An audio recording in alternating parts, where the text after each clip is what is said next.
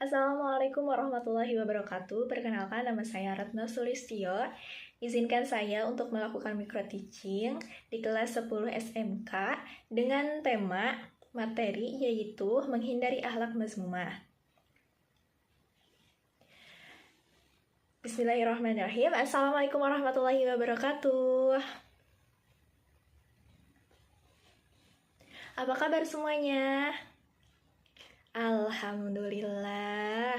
Nah, sekarang sebelum kita mulai, alangkah baiknya kita berdoa terlebih dahulu. Berdoa dimulai. Berdoa selesai. Oke, untuk sekarang siapa saja ya yang tidak hadir dan yang hadir? Oh, ya baik. Terima kasih. Oke. Kemarin kita sudah belajar mengenai akhlakul karimah. Ada yang masih ingat apa itu akhlakul karimah? Ya, awal? Oke. Ya, bagus. Jadi, akhlakul karimah adalah akhlak yang baik ataupun akhlak yang terpuji. Di mana akhlakul karimah ini adalah akhlak yang sangat disenangi oleh Allah dan juga oleh seluruh manusia. Karena dengan kita berbuat baik, berakhlak baik, nantinya kita selain mendapatkan banyak teman, insya Allah jalan hidup kita juga tenang. Nah, sekarang kita akan mempelajari tentang bagaimana sih cara menghindari akhlakul mazmumah. Kemarin itu kita belajar tentang akhlakul karimah, sekarang akhlakul mazmumah. Coba ada yang tahu gak apa itu akhlakul mazmumah? Ya. Nah, jadi akhlakul mazmumah adalah akhlak yang tercela, yang sangat dibenci oleh Allah dan juga seluruh umat manusia. Nah, kata mazmumah berasal dari kata dasar zamama yang berarti memarahi atau mengutuk. Dari arti katanya saja sudah sangat buruk, apalagi sifat ataupun akhlaknya. Di sini coba, ada yang tahu nggak macam-macam akhlak mazmumah? Yang pertama, ada apa? Ya, suka berfoya-foya ataupun tabzir ataupun apa namanya? Boros. Di sini siapa yang suka boros? Yang misalkan kalau misalkan dia itu lagi jajan, dia itu dikasih uang jajan misalkan 10.000, itu semuanya langsung habis dalam sekejap. Siapa yang suka kayak gitu? Ada nggak? Nah, boros di sini ataupun berfoya-foya di sini artinya adalah melampaui batas. Misalkan kita jajan biasanya itu 10.000 satu hari. Nah, tiba-tiba kita dapat uang nih 100.000. Yang tadinya kita biasa jajan 10.000 satu hari, itu kita tiba-tiba dengan uang 100.000 itu semuanya habis dalam satu waktu. Padahal kalau misalkan kita bisa berhemat, itu kita gunakan saja 10.000 untuk jajan, sisanya untuk ditabung ataupun untuk hari esoknya. Jadi kita harus bisa berhemat, jangan sampai kita jadi seseorang yang suka tabzir ataupun boros ataupun berfoya-foya tadi. Itu sangat tidak disukai oleh Allah. Terus yang kedua, apa yang kedua? Ya, betul, ria. Siapa di sini yang suka ria? Ada yang tahu kan ria itu apa? Ria itu adalah suka ataupun senang mengumbarkan amal kebaikan ataupun ibadah yang sering ia lakukan. Contoh, misalkan gitu ya. Di sini ada Dita. Dita ini suka ibadah gitu ya. Suka ibadah sholat duha setiap hari gitu. Nah, terus Dita ini ngobrol lah ke temen-temennya. Aku tadi abis duha loh, berapa rakaat, kata temannya tuh. Terus Dita bilang, tadi aku abis duhanya itu 12 rakaat gitu. Nah, menurut teman-teman itu adalah salah satu sikap ria atau tidak? Iya kan? Karena kebaikan, apalagi ibadah, alangkah baiknya itu tidak untuk ingin dipuji orang lain. Nanti masuknya terhadap ria. Jadi harus hati-hati dalam bertindak ataupun berakhlak, ya. Terus selanjutnya yang tadi hampir mirip nih, ada sum'ah. Kalau tadi bedanya ria dengan sum'ah, itu apa? Kalau misalkan ria itu dia itu melakukan ibadah ataupun kebaikan dengan niat ingin dipuji. Kalau misalkan sum'ah itu ya dia pengen aja gitu ya, ngasih tahu ke orang-orang, ih aku abis puasa Senin Kamis loh, ih aku sering ikutan kajian ini loh, ih aku zuhanya 12 rakaat gitu, misalnya ke orang-orang, ke teman-teman semuanya, sampai semua orang itu tahu, oh Dita ini suka banget duha ya, Dita ini sukanya ya, seperti itu. Nah selanjutnya ada apa lagi? Ada apa? Takabur. Siapa di sini yang suka takabur ataupun sombong? Ada nggak? Hampir sama ya, hampir mirip-mirip ya kayak tadi. Misalkan gitu ya, di sini ada Ana. Ana misalkan dia itu juara kelas juara kelas 1 gitu. Juara 1 di kelas gitu secara berturut-turut. Dia itu suka nih gitu ya ngobrol ke orang-orang kayak gini misalkan.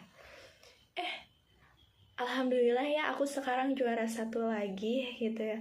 Terus aku nggak mau ya temen banyak-banyak main di luar, soalnya aku harus belajar biar aku tuh bisa mempertahankan kejuaraan 1 aku di kelas gitu. Ataupun misalkan yang abis lomba nih, biasanya hati-hati. Misalkan kalian tahu nggak aku tadi abis juara 1 futsal loh gitu. Tapi kan yang namanya perlombaan, apalagi futsal, kira-kira memang itu hanya karena 1 orang saja? Pasti kan semuanya juga ikut berpartisipasi. Apakah dia baik mengatakan, aku mainnya bagus makanya aku dapat juara 1 gitu? Jangan sampai seperti itu. Itu termasuk ke dalam sifat yang tercela. Terus yang terakhir ada apa? Hasud ataupun hasad, yang dinamakan dengan dengki ataupun iri. Siapa coba setelah tadi nih ya, ada kasus, ada orang nih yang abis lomba, terus dia ngasih tahu ke orang-orang bahwasanya aku tuh juara, aku tuh hebat loh, karena gak ada nih yang bisa kayak aku dapet piala, dapet sertifikat gitu, terkenal gitu. Pasti ada salah satu orang, baik itu temannya maupun orang-orang yang mendengar itu akan merasa iri. Pasti ada hal seperti itu, ataupun menginginkan di posisi orang lain, ataupun tidak senang dengan apa yang didapatkan orang lain. Itu yang dinamakan dengan hasad. Nah sekarang kita coba cari tahu bagaimana cara menghindarinya. Ada yang tahu? Cara menghindarinya, yang pertama itu harus apa? Harus membiasakan diri untuk melakukan akhlak terpuji. Nah, akhlak terpujinya itu seperti apa? Yang kemarin, sabar, rendah hati, terus apa lagi? Tawakal, dan masih banyak lagi. Terus yang kedua ada apa? Harus mengembangkan diri. Jadi kalau misalkan agar tidak timbul rasa iri dengki, kita harus mengembangkan diri kita dulu. Terus yang selanjutnya ada apa lagi juga?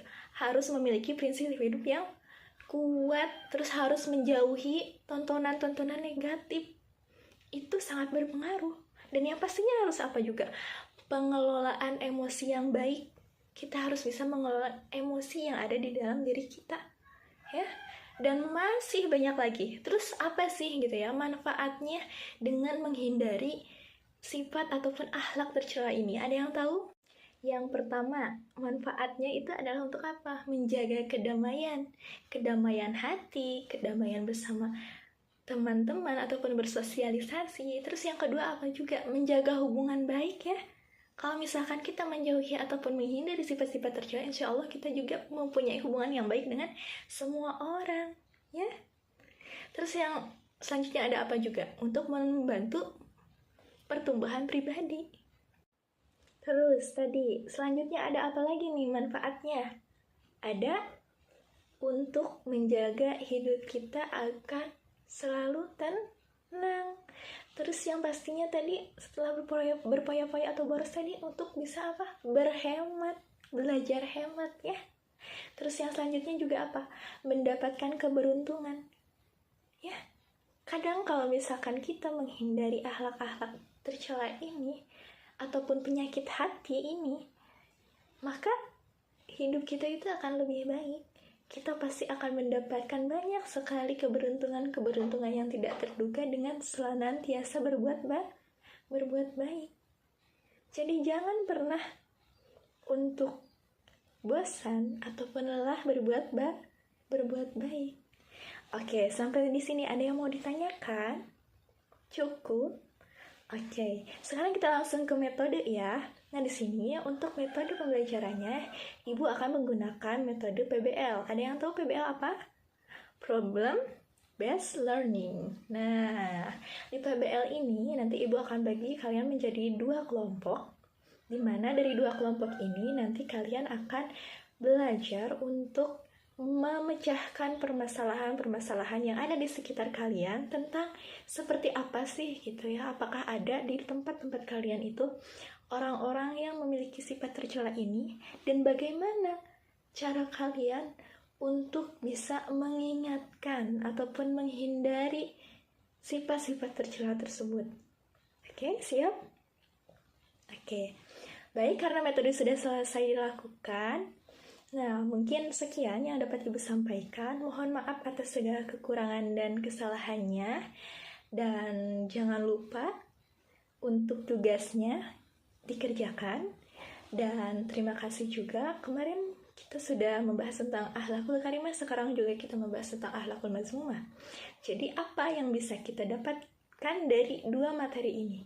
Ada yang bisa jawab? Ya? Betul.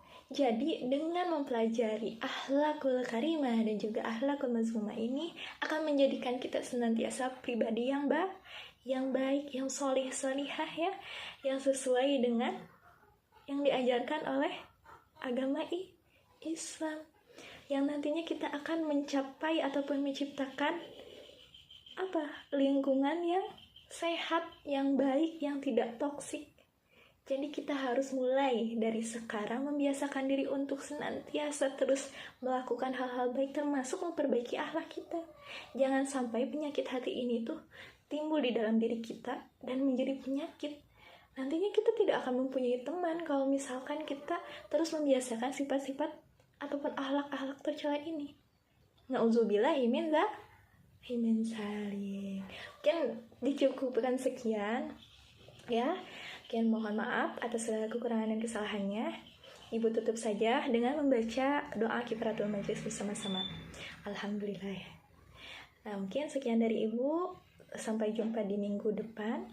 Wassalamualaikum warahmatullahi wabarakatuh.